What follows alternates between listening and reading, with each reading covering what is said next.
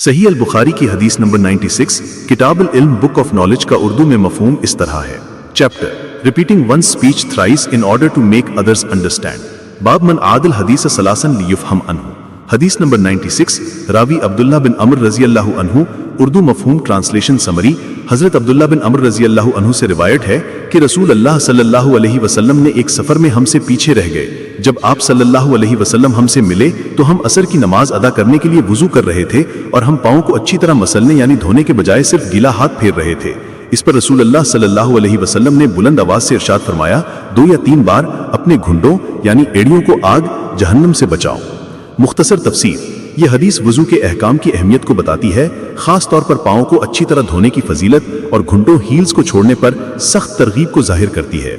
इससे यह भी पता चलता है कि नबी करीम सल्लल्लाहु अलैहि वसल्लम अगर कोई बात समझाना चाहते थे तो 3 मरतबा दोहराते थे ताकि बात खूब वाज़ेह हो जाए।